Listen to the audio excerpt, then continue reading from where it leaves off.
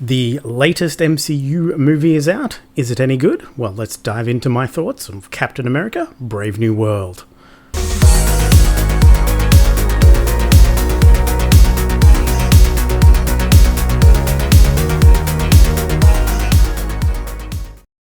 Hello everyone, my name is Alan Gamble, and welcome to my review of Captain America: Brave New World.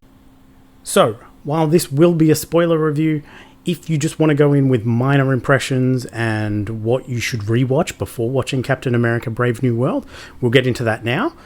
But obviously note, talking about things you might benefit from watching may be spoiler in nature in itself. Essential watching. I don't believe there's anything essential. The highest probable recommendation would be The Falcon and the Winter Soldier from 2021, the 6-episode miniseries on Disney+. Other recommended watching would be The Eternals from 2021 and The Incredible Hulk from 2008. As a brief overview of my thoughts, Captain America: Brave New World didn't come close to the highs of the MCU, however, it was a fair way from the lowest of the lows. You have a fairly mid-range movie with a solid first two acts, in my opinion, before the token CGI MCU ending fight. Captain America: Brave New World is directed by Julius Onah, most noted from Cloverfield Paradox, with writing credits from Dylan Mousson and Malcolm Spellman from The Falcon and the Winter Soldier, which is clearly evident throughout the movie, as well as Peter Glantz and Rob Edwards. Captain America: Brave New World sees Anthony Mackie in his first lead MCU role, taking up the title of Captain America and teaming up with President Thaddeus Ross from The Incredible Hulk from 2008, in this time played by Harrison Ford. What follows is something far more political conspiracy thriller than I was expecting. When the president is attacked in an assassination attempt by the OG Captain America, Isaiah Bradley, played once again by the awesome Carl Lumbly, and the mystery of who's behind it must be solved, leads them on the adventure that is the movie that we get. As I mentioned, this was far more of a political thriller territory than I was expecting, given Marvel's recent track record with making everything big and cosmic. It was far more down-to-earth and grounded than a lot of previous entries in the MCU. And while it's not on par with Captain America: The Winter Soldier, which is probably the highs of this type of film, it does share some of that same feel, but it does miss the mark in some minor areas that I would class as missed potential. So, what were my thoughts overall? As I mentioned, there was a lot more potential with this movie, and while I enjoyed it for the most part, seeing that potential of what could have been did rub me the wrong way. Because when you see potential, you want it to just be really, really good, and this could have been really, really good.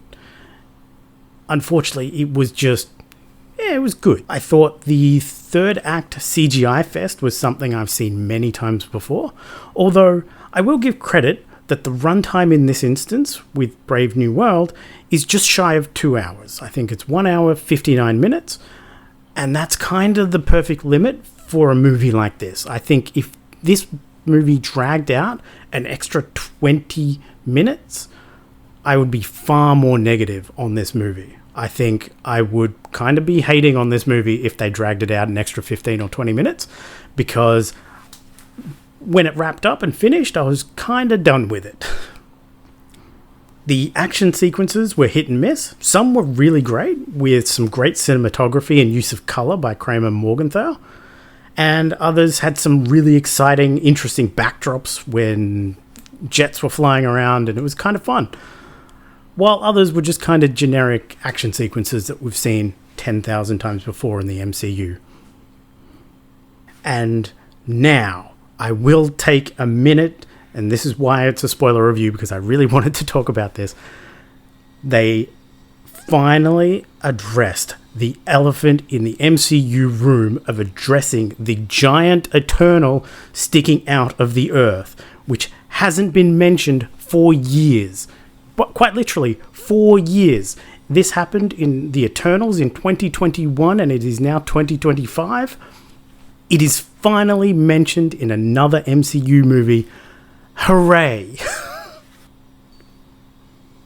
And lastly, there are a few issues of what I would call poor dialogue, where it seemed like out of Star Wars or obnoxious product placement for certain Apple devices. But I only counted around 3 of those that I noticed while watching. There may have been more, but I only noticed 3, which isn't the worst, especially in MCU's recent track record. Overall, it's a fairly mid-movie that I could say, sure, catch it at the cinemas and you won't have a terrible time, but you could also wait for streaming or VOD without missing too much. It really does feel like it's tying together a bunch of different things from all over the MCU, and I mean that in a good way, not just arbitrary, hey, let's reference all these things. It's very much a feel of, hey, let's tie these things together and start to build what the MCU was originally. Those tying things together and unifying them in a really fun and interesting way that made the MCU the MCU. It feels a lot more grounded than some recent examples with timelines and alternate universes as well, and that was really quite refreshing as well. Lastly, I could see Brave New World being required viewing for the next MCU movie, Thunderbolts, but without this movie just being about setting up the next movie. This one had at least things to say and show and tell without just being a movie that's just setting up another movie. This movie, sure, it sets up a few things and it's bringing things together and tying them together and then dropping breadcrumbs to what's coming next. But the movie itself is telling a story, and that's something that the MCU kind of lost track of. So bringing this into a very much grounded, Earth-based movie with no timelines and parallel universes is really, really refreshing. And I think overall, while this movie was kind of, it was good, but not great, I think it's a good sign for the MCU. So, Thunderbolts next.